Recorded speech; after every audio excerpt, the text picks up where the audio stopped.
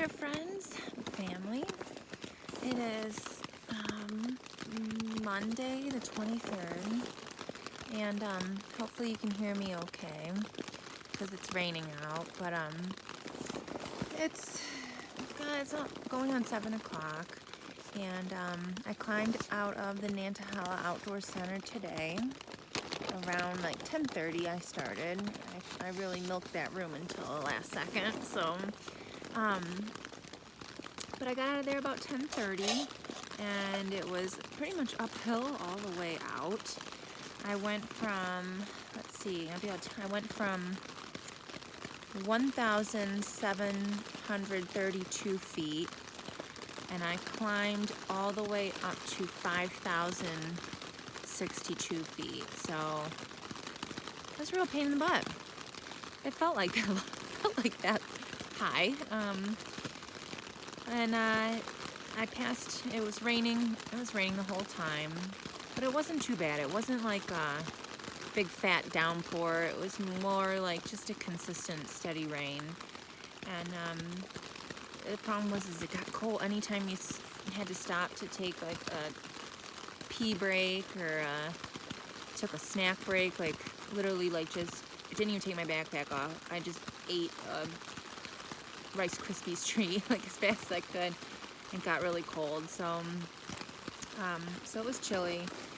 But I passed up a shelter that was like 7 miles in, because the front of it was just facing, the wind was just blowing in, and I sat there and I ate lunch for about 15 minutes, and there were other people in there just not even getting out of their sleeping bags because it was so cold, and I thought I'm gonna absolutely freeze if I stay here. And it was only like 2 o'clock, so I kept going. My second choice, if I didn't stay at that shelter, was this campsite here, and it's getting windy, and it's the Locust Cove Gap campsite, and it's a nice little site. It's got a water source. I found a tree right away to hang my bear bag, and I got here like around 4:30, and if I had gone any farther, it was going to be like another 5 miles to get to the next shelter. I didn't have it in me, and I wanted to tent, because the shelters are just going to be full of people trying to hang out their gear and get all your stuff wet. So it's just easier for me to tent. This thing sets up in the rain, completely dry. It's got the rain fly attached to it, so even when it's pouring, I set it up, and the inside stays completely dry. So excuse me. Yeah, so I'm dry. I changed out of my wet clothes. I'm warm. I talked to Seth for like an hour, so it's been nice. I got a good cell signal here, and I'm basically just waiting for the rain to let up a little bit so I can go out and hang my bear bag and get the rest of my water and stuff. So somebody asked me on the page here if I could do a demo of how I get water, and when it's not raining, I will absolutely do that next time I get water and it's not raining. But I actually just changed up my water filter, so I always use a filter. There's lots of different options of filters out there. The most popular is the Sawyer brand, and the Katadyn, or I say Katadyn, but I think it's Katadyn brand. The Sawyer makes a little mini, is what I was using, the Sawyer mini, and it does a great job filtering. It's just a little bit slower, and it needs a lot of back flushing to clear the filter. Every couple of days you got to back flush it really well. So and I've been using that for the last 2 weeks, and it was working really well, but I got tired of seeing everybody else with the Sawyer Squeeze. That's this next step up, and I'd be at a water source and it would take me 10 minutes to fill let's say 3 liters if I was getting set up for camp, and other people would be like 2 minutes with their squeeze. And I mean, it's just so much faster. Now, Matt, the former through hiker I had talked to prior to this hike, he hiked it last year. His name was Boyardee. And he told me, he tried to tell me, get the Sawyer squeeze, don't mess with the mini, you'll be frustrated, it takes long. And so you were right, Matt. I got the squeeze when I was at the NOC. So this is what it looks like. I bought the whole system. So it came with lots of extras. Ugh, it's wet, man. Some of my stuff is wet from being on the outside of my pack all day, but basically this is the squeeze, and you can see here it says flow, and what you do is it comes with, a lot of people will use 2 water bottles, one being their dirty, the bottle they use to collect from the source, that's their dirty bottle. But I use the bags that it came with. We'll see how long this lasts. So basically, this is my dirty bag. When I get to a stream, to a spring, to a trickle off of the rocks, I put this, I take the cap off, I put this under the water, I fill the bag, and then once the bag is full, I take the dirty end, I squeeze that onto the bag, or I screw it onto the bag, and then this is just like a sport cap. You pop that open, and then you just squeeze the water, and it comes out clean water into your water bottle. So I also bought, this is a 32 ounce bag, so it doesn't hold a whole lot of water. I bought a 2 liter bag that's very similar to this for camp, and I got rid of my other water bottle. So I have 1 water bottle now.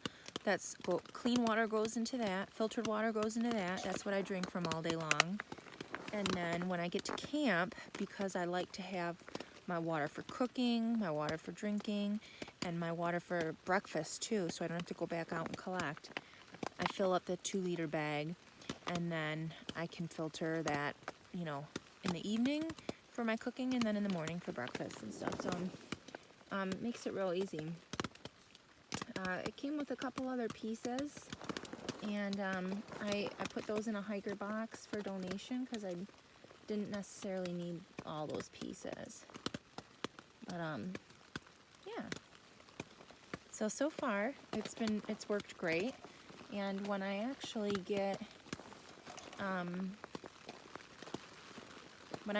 have a chance to get to a source, when it's not raining, I can take my phone out and show you exactly how I do it. But I also carry, in case, if this filter gets too cold and water freezes inside of it, they're completely useless. So what I do when I know, even I've done it every night, even if it's going to be warmer out, I sleep with it in my sleeping bag so it stays warm. And that's worked really well so far. So, oh my god, everything is wet. Everything. Not everything, but everything I was wearing today is wet. Even though I had rain gear on, it's going to be painful to get dressed in the morning, cold and wet. So, yeah, so the climb went by pretty quick because I was so chilly and wet that I really hustled. So I made it like almost 12 miles today, and in pretty darn good time, I think. And then tomorrow, my plan is to try to go 14 miles. If I can do 14 tomorrow, then the day after, it's a really short walk into my next resupply. like I think it'll be 5 miles. And yes, I'm gonna stay in a hotel again, but that's just because it's where my resupply box is being sent to. I'll stay the night there, and then I'll go on into the Smokies. So once I'm in the Smoky Mountains National Park, I won't come out. I'm hoping to get it done in 6 days, and the weather is supposed to clear up, so hopefully it won't be raining and miserable while I'm there. But I won't, it'll take me 6 days to get to my next resupply point, which is a hostel. Not sure if I'm going to stay there for the night. I might. So, yeah. I don't know. Despite it raining and being kind of cold, it wasn't that bad today. It really wasn't. So also, I learned where Duck Fart got his name. And, because I ate breakfast with him today. And so apparently he was in Alaska on a job, doing a job. Works on old aircraft, I guess. And he was in Alaska, and he went into a restaurant, and there were a bunch of people sitting at a table, and they all had these weird-looking drinks shot in front of them. And he said, "What in the heck are you guys drinking?" And they said, it's a duck fart. So it's the name of a shot. It's Crown Royal, Kahlua, and Bailey's. Crown Royal, Kahlua, and Bailey's in a shot. And so he learned about that shot in Alaska. So when he did his through hike of the AT, his favorite thing to do when he got into town to make friends with other people, he'd order a round of duck farts. Nobody knew what they were. He had to teach the bartenders how to make it. So that's how he got his name, because he was always ordering duck farts. So there you guys go. I asked him this morning and got the whole story. Took a lot longer for him to tell it, but I got the whole story. So, yeah. Ate breakfast also with another couple from South Carolina. They were really nice, and I think they were gonna try to get to my same campsite here tonight, but I heard people, but I haven't come out of my tent to actually see who it is. So it might be them. But they were very nice people, and yeah, they're planning on going to Fontana, the Fontana Lodge, the same day I am. So maybe I'll have company there. All right, that's about it for now. I can kind of hear the rain lessening up a little bit. It sounds like it's just dripping off the trees, so I might go do some of the things I need to do outside and try to stay dry for the night. So, all right, see you later. Hey guys, it's been raining for hours. It's like 2 a.m.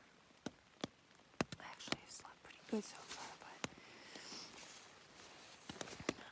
I'm having an allergic reaction to the leukotape that I put on my feet to help prevent blisters. And oh my god, in the last 2 days, I tried to get all the adhesive off, which is like almost impossible. This stuff is so sticky, but I've had it off for 2 days now. And my ankles, where I had it, they itch so bad. Like, tear your skin off itch. I've never had this problem. I've never been so itchy before. Oh god, it's like painful not to scratch them. It looks really bad. They must have had some, I don't know, I googled it the other day. They had latex adhesive, which Band-Aids do normally bother this is like, you know, like a Band-Aid times 10, and how sticky it is. And oh my god, it's just so bad. My ankles are like red and flame. You could see like burn marks from the tape. I didn't tear my skin off, but I'm about ready to tear my skin off. It itches so bad. I wish I had like ice I could put on it and numb it up, because I want to scratch it so bad. I took Benadryl earlier, and that helped. I fell asleep, but now the Benadryl's worn off, and it's in my bear bag, so I can't go get it, and it's raining. Or it might, but I don't know. I think I know what I need, but I'm not going to be able to get it. I need like some adhesive remover and some prescription strength hydrocortisone cream. And there's nothing around here where I can get something like that. I might have to overnight it to myself or something. I don't know, because this is pretty uncomfortable to be this itchy.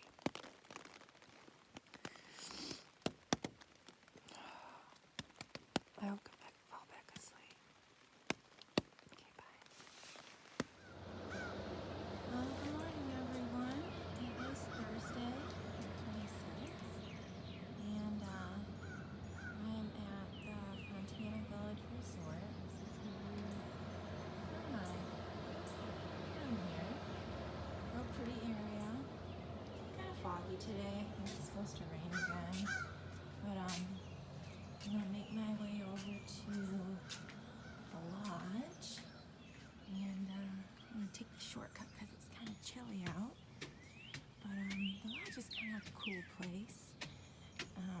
It's got like a bit of a retro feel to it. I don't know. Maybe I'm way off in my eras here, but you'll see what I mean when we get over there. It's their off season right now. It's not quite warm enough for all the tourists, but we're gonna walk by the pool that's not open yet, and up to the front of the lodge. This is a really big property. They got all sorts of cabins, hotel rooms. Here's the what's the back of the lodge actually, in the pool. You can see there's hikers here because everybody's trying to dry their stuff out. See like tent flies and everything. So it's about 100% chance of rain today in the mountains, so I'm taking a day off here. And I'm gonna do my laundry this morning and just, I don't know what I'm gonna do.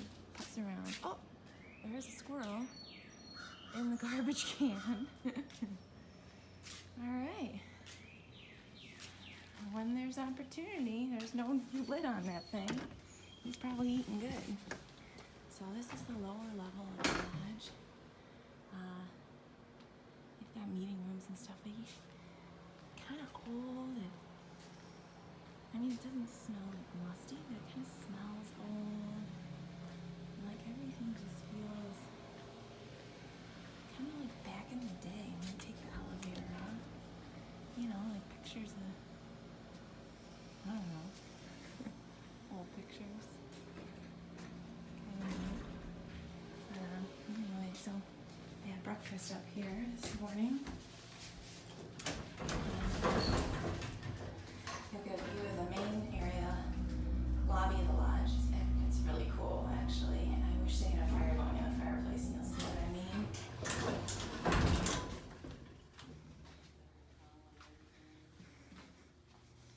So this is the main lobby.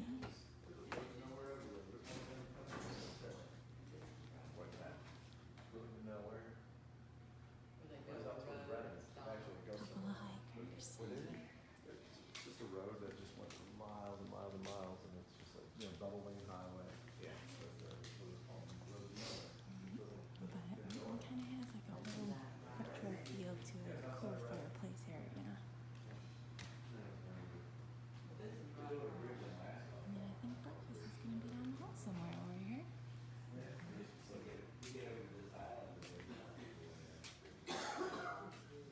Looks like people are getting started to maybe go back out today.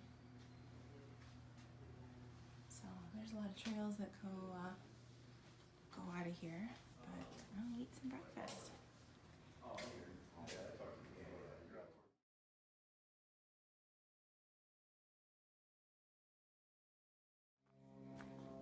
Happy Friday, everyone. I am out and about. I've been out for about a half hour now. I got a nice early start, and this is my Friday. I am walking to cross Fontana Dam.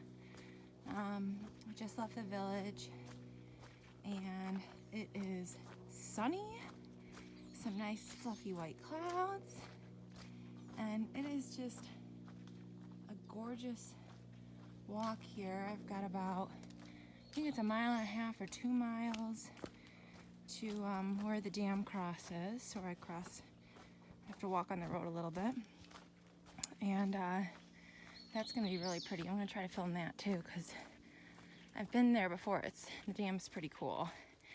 It's huge. So the day before, when I was walking down into Fontana Village, I did get a view of it from up above, and it looked kind of small, so I must have been pretty high up. But this is just a really pleasant walk. You can kind of hear my feet still squelching in the mud. It might not be able to tell, but it is still pretty muddy. It rained all day yesterday, so I think the trail is going to be pretty tore up today. And from what I hear, there were quite a few people who stayed at the shelter that I'm going to pass right here by the lake, who plan on going into the Smokies today. So it's going to be a busy crowd, I think.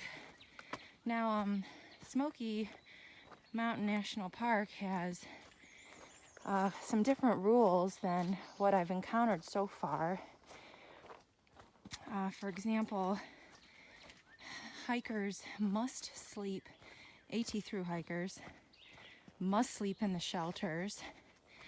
There is no stealth camping allowed, and there are really no park designated campsites along the AT. There are throughout the rest of the park, but you have to have reservation for them. And they have a lot of people who monitor the shelters and who monitor the campsites. And if you are caught camping without a permit in those campsites, or if you're caught stealth camping, the fine is pretty hefty. I'm gonna say it's like $500 or something, I heard someone say. So they take it very seriously for a couple of reasons, two of which I know are, in the Smokies, it is the highest concentration per square mile of black bear in the country, if I'm getting that statistic right. And the less people who are stealth camping, the less bear encounters that happen, less food aggressive bears get. So that's good. Oh, just look at that. Gorgeous. And they want to reduce the impact on the park. If everybody just stealth camped wherever they wanted, you'd lose a lot of the beauty. And unfortunately, this park is the most heavily visited national park, at least on the east side. And oh crap, hang on a second. Oh god, I gotta get under this and get my back under it. Okay, so most hikers are very respectful of the environment and they don't leave their trash behind, but that's not to be said about a lot of day hikers, unfortunately, or tourists. What an awesome day for fishing. So yeah, so when I'm planning my, what was that? Heard a big old something fall. When I'm planning my mileage to the Smokies, I really have to take into account the fact that I have to stay in or near the shelter. You're supposed to fill the shelter first, and only then can you put your tent up right near the shelter. And if there is no more space, they tell you to move on. So I tried to get an early start today in hopes that I can pass up some of these people who are all congregating at that first shelter and maybe go a shelter past where I think they might stay, so the crowding is not so bad.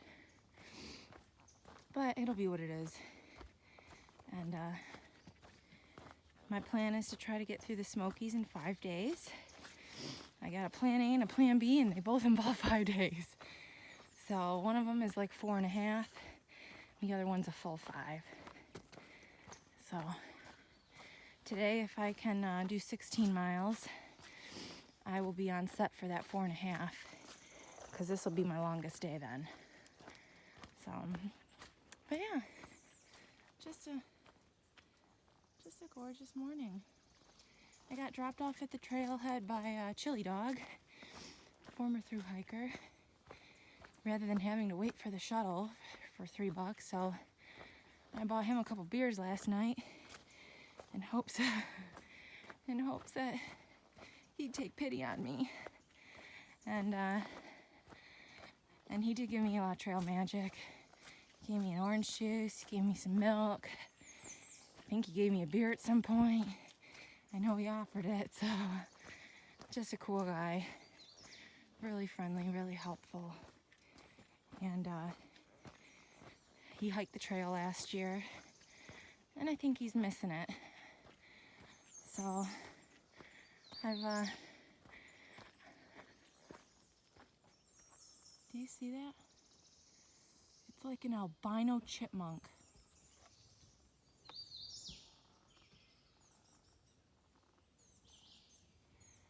It ran away. I've never seen a white chipmunk before. Interesting. So yeah, you know, I'm starting to notice. I've read all about the post-trail blues or post-trail depression, and you know, a lot of people complete this hike, and it's not that they don't know what to do after. That may be a factor for some people, but that's not the impression that I'm getting from a lot of these former hikers. It's that they're disenchanted by what Mighty Blue calls the synthetic world, and the materialism of maybe some of the people that they used to hang out with, and they really long for the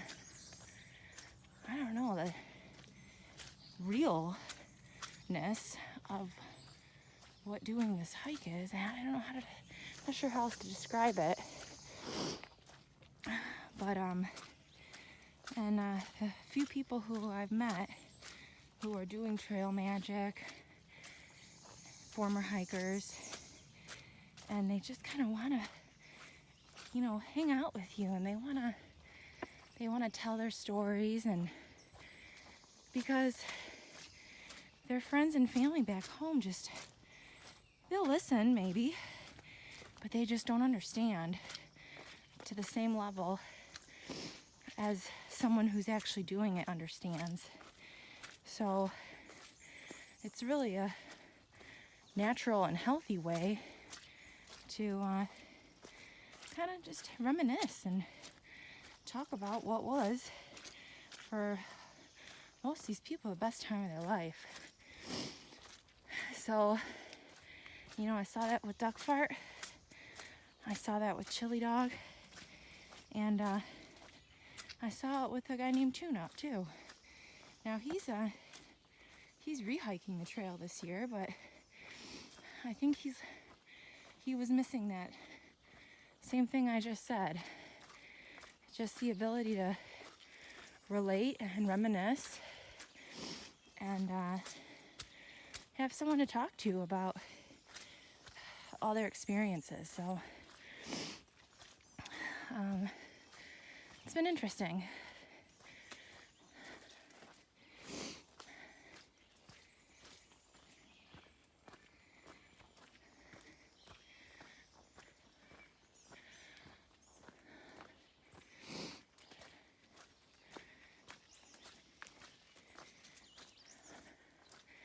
Now, there's some interesting Cherokee folklore, Cherokee Indian folklore around Fontana Lake. And I've got a book that some couple-time through hiker had written going into this historical points of interest on the trail. You know, sometimes you see plaques or memorials and you look at it and you're like, oh, well, that's great. But I don't know what it means. I don't know who this person was. And, oh, I better be quiet because I'm coming out to the shelter. But Cherokees, oh, here's a shelter. I'll sign off and then revisit what I was just thinking of.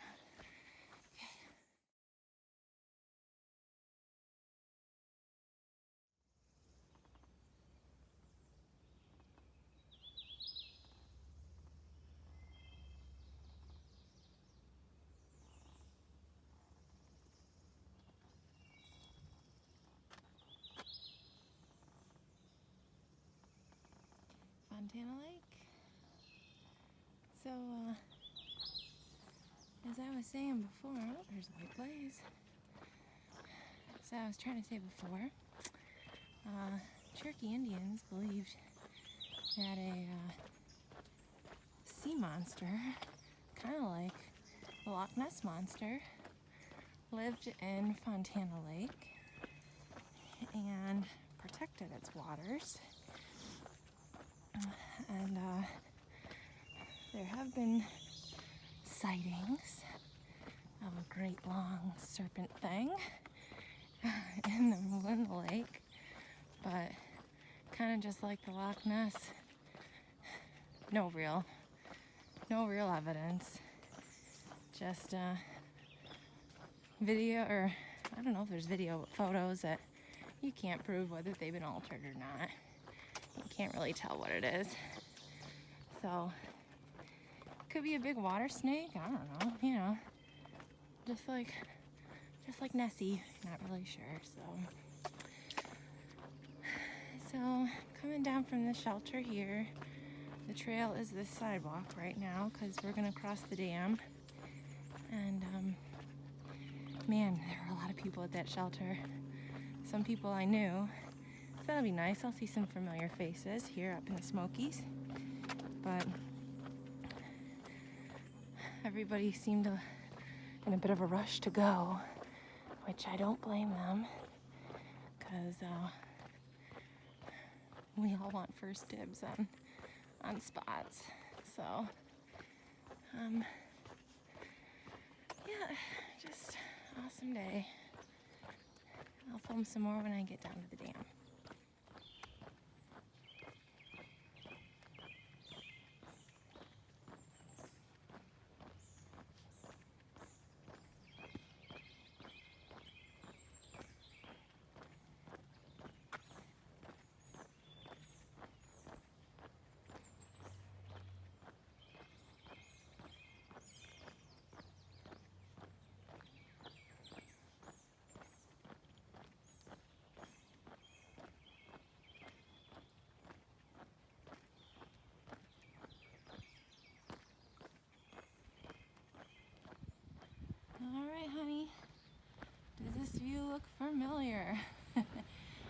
walk across the whole thing, but hopefully both sides are the AT.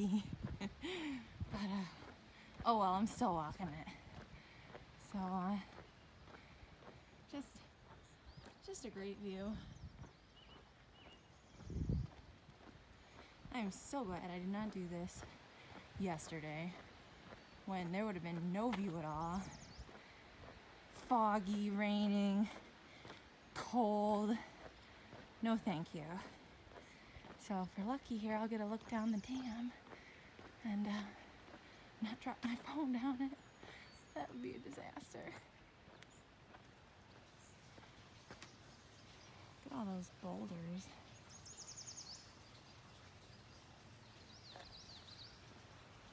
And then over here,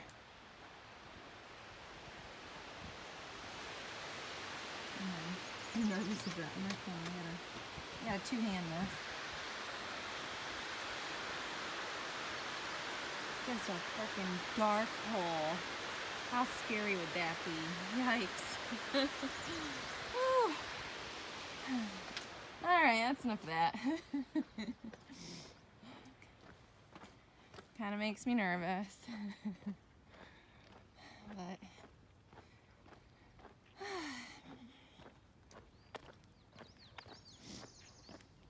birds are chirping. It's nice and green now. It's kind of funny how Georgia was just brown. You come here and it's just everything is green.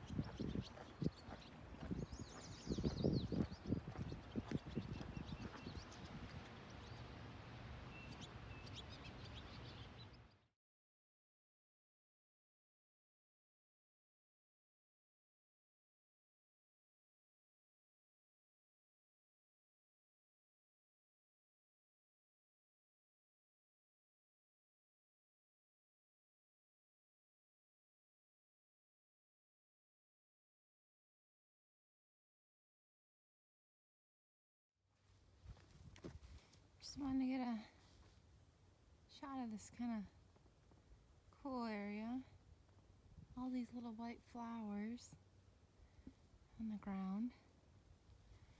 Kind of looks like a little dusting of snow.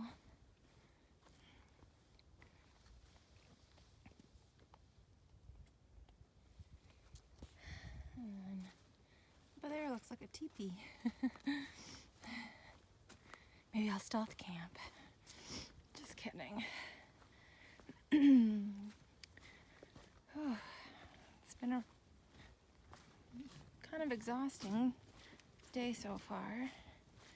Walk across Fontana was really nice, and then pretty much as soon as you got from there, trail went straight up. So, kind of a neat tree. Obviously people go and take a look at it because there's already a little trail.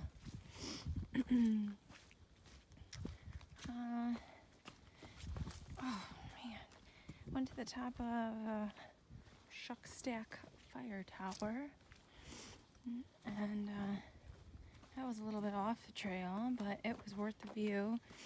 I didn't take a picture because of course I climbed up a little, maybe about halfway up the fire tower, and then I realized I didn't have my camera with me, and I don't know, but those fire towers are just kind of scary, so I wasn't about to do it twice. So no picture, but it's hard to get the enormity of it in just a single picture.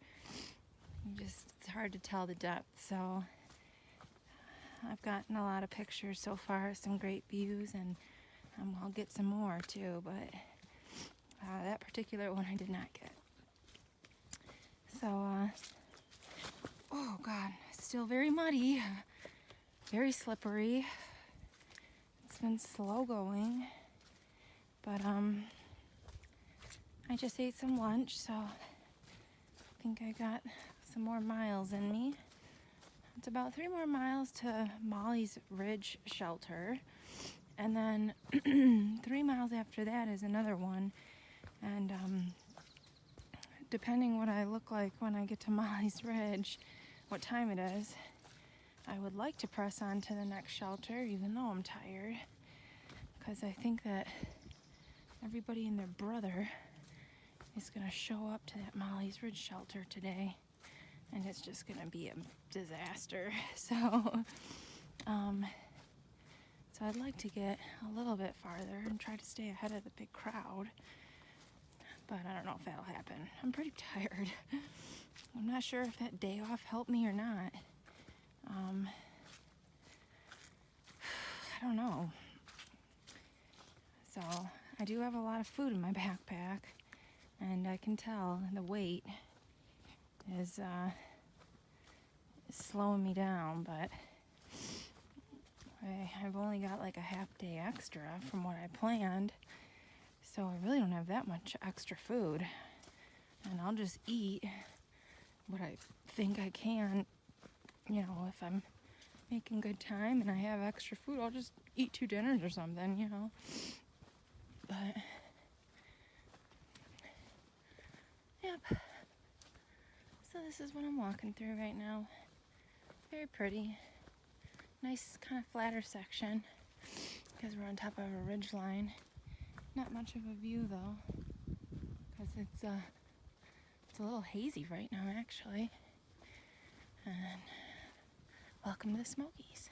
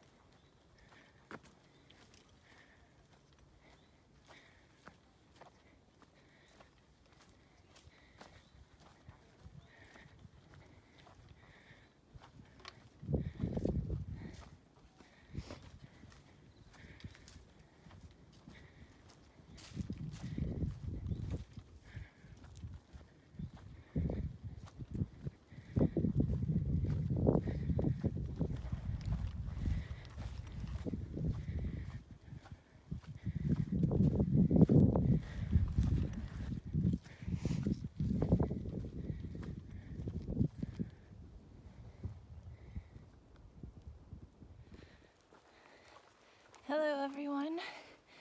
I just stopped for a little water break at Derrick Knob Shelter, and just look at the trail behind me.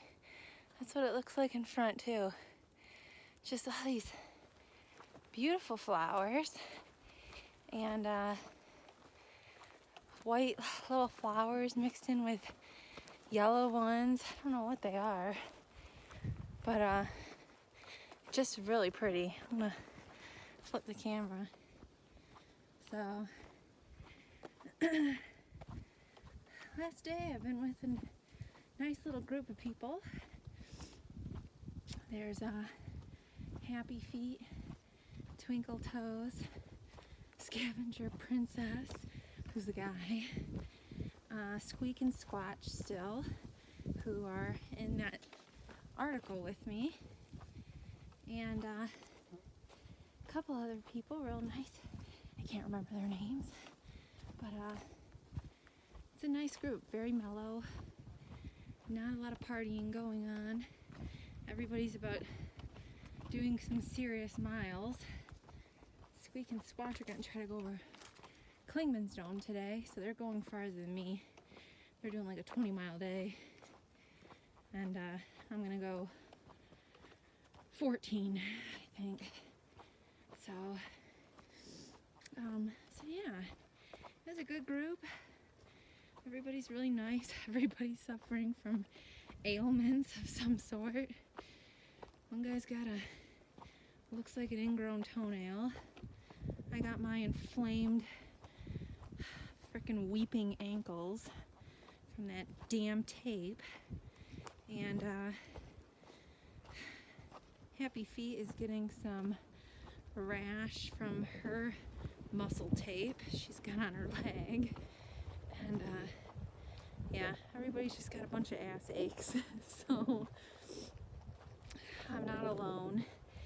I didn't post a video last night because I was way too exhausted and horrified, but I knew my feet felt bad, and when I took my shoes off, oh man, my ankles looked so bad. I look like a 90-year-old with peripheral vascular disease and weeping edema. But just from being hot and sweaty, and actually the fact that they finally blistered, today they look much better. So I think it just took a couple days for that reaction to really come full swing, and then now the skin is trying to heal itself and getting a little crustier now, so I think it'll be okay. Nothing looks infected, but it was very swollen yesterday, and then when I woke up this morning, I had a lot of little blisters that were easy to get rid of, and now it looks like it's actually looking a little better. So I was really kind of worried that I was going to have to get off a trail here in Gatlinburg, which I really didn't want to have to do, because there you go, it kills a whole nother day of hiking. It'd be a whole nother day off, and you know, I just really didn't want to do that. So tonight, if they're looking better in the morning, as long as they're not looking any worse, I don't think I'm gonna go into Gatlinburg. There are other opportunities to get them looked at if they do start turning on me, but I think it was really just the reaction finally hitting its peak. So yeah, but today has been another tough day. Everybody is saying that they're feeling like it's really hard, so it's not just me. I thought maybe my energy was just sapped because, you know, having the allergy issue, body's just not working 100%, but everybody else is feeling the same way. So I'm still keeping up. And I'm just doing it at my own pace. And yeah, so that's the tentative plan right now. See how things look in the morning. If I need to go into town, I think I already have a ride. There's a couple of girls that are section hiking and they're finishing at Klingman's Dome tomorrow. And one lady's father's picking them up. And she said there'd be plenty of room because it's a big pickup truck. So if I need a ride into town, she thinks that there'd be no problem with me hitching along with them. So we'll see. I'm gonna keep an eye on the ankles and just make sure everything looks okay. So, but it's kind of hard to feel irritated, I guess, when this is what I've been walking